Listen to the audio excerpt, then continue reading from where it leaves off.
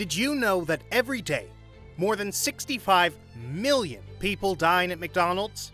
Did you know that McDonald's serves more than 100 million hamburgers daily? Welcome everyone. In today's video, we're going to look at the success story of McDonald's. McDonald's is one of the world's most American brands. McDonald's is undoubtedly the most successful restaurant in the world, with over 34,000 locations in over 100 countries. It all began with a hot dog vendor. McDonald's is loved by people all over the world. But before we proceed, if you're new to this channel, remember to hit the bell icon to subscribe, so you won't miss the informative videos we will upload in the future. Now get ready, and make sure to stay tuned till the end as we dive right into this video.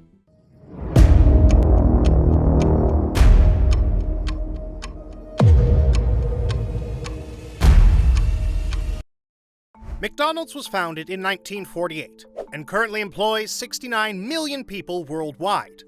In more than 100 countries around the world, there are approximately 38,000 McDonald's outlets. The fast food restaurants, sandwiches, milkshakes, and hamburgers are highly recognized. After becoming tired of waiting for their food in other neighboring restaurants for hours, customers flocked to McDonald's for delicious and reasonably priced food that appeared at the table in just a few minutes in a small California town, founded by Richard and Maurice McDonald in the early 1940s. Nevertheless, despite its popularity, McDonald's was never able to expand outside of California. However, they turned the kitchen into a mechanized assembly line, with each stage in the cooking process being reduced to its bare minimum and completed with little effort.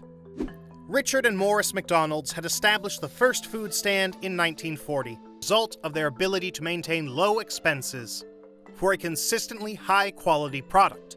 McDonald's closed down its well-liked drive-in and made the decision to reshape the restaurant business. When the little hamburger stands owned by the McDonald brothers in San Bernardino appeared on the front of an American restaurant magazine in 1952, everyone was curious as to how they did it, which is where Ray Kroc enters the picture. Ray Kroc was born to Czech-American parents Rosemary and Louis Kroc on October 5, 1902, in Oak Park, Illinois, close to Chicago.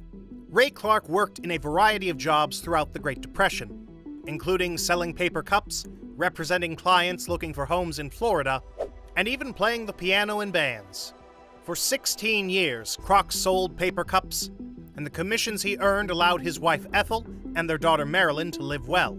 His tenure as an inspector allowed him to spend numerous hours with clients while also learning everything he could about what was effective and ineffective in the field. At the age of 37, Ray made a ton of money as the sole distributor of multi-mixers after leaving a lucrative profession in the paper cup industry. He saw right away that the majority of soda fountains at the time lacked a machine that could produce 5 milkshakes at once. Kroc took a plane to California in 1954 to meet the two brothers who would forever alter his life. Kroc had to witness for himself the kind of facility that was required to create up to 40 milkshakes at once. When Ray Kroc was selling paper cups to brothers from New Hampshire, who were moving to California in the late 1920s, while Ray Kroc was selling them around Chicago. "How much do you currently have?" "Richard, you still have a way to go," he said, as I retorted, "About $8.50. My friend's two brothers escorted performers about the Hollywood film industry for a few years, before starting their own theater in the early 1930s. The brothers finally understood that the only profitable enterprise on their street was the hot dog stand on the corner, after it quickly became clear that showing movies would not be enough to achieve Dick's lofty financial goals. The driving force behind McDonald's expansion is Ray Kroc. Back in 1954, when Ray Kroc parked in front of a McDonald's restaurant and sat in his automobile, it all began. With an armful of food and a smile on their faces, the customers were leaving. The 52-year-old Kroc had visited tens of thousands of eateries, but none quite like this one. When he discussed the idea with Dick and Mac, they claimed they were not interested in taking on the project themselves. However, he assessed the financial benefits of having hundreds of McDonald's restaurants throughout the country, each with 8 multi-mixers. The McDonald brothers later entered into a deal, giving them the sole right to market the McDonald method. But when he went to suburban Chicago to create his first McDonald's, he built his restaurant instead. The McDonald brothers understood that the old octagon-shaped food stand required a distinctly new style when customers from all around the nation came to McDonald's to test their meals. Dick McDonald drew a terrible-looking sketch of a restaurant with 4 columns. There were many kinks in Ray McDonald's first year of operation. Ray had tried at the McDonald brothers store, from temperature issues to keep the store well ventilated, to the fries not turning out as Ray had hoped. Harry Sonborn joined the team shortly after Ray debuted his McDonald's in 1955. He had just left his position as Vice President of Finance for Delicious Frozen. Ray and the McDonald brothers' conflict would continue for a long time, which Kroc could not afford. 1955 saw the opening of 2 further Kroc stores, with a combined sales volume of $230,000. The food and presentation at every location were identical to those in Chicago or New York City. In order for this fledgling restaurant to develop into the behemoth it was intended to be, Ray, Harry, and his secretary June toiled non-stop. Harry transformed Franchise Realty, which had an initial investment of $1,000, into $170 million of actual worth. Columbus, Ohio's first company store opened its door in 1960, while Knoxville, Tennessee welcomes the 200th McDonald's location in 1961. The brothers broke their agreement and continued operating in San Bernardino.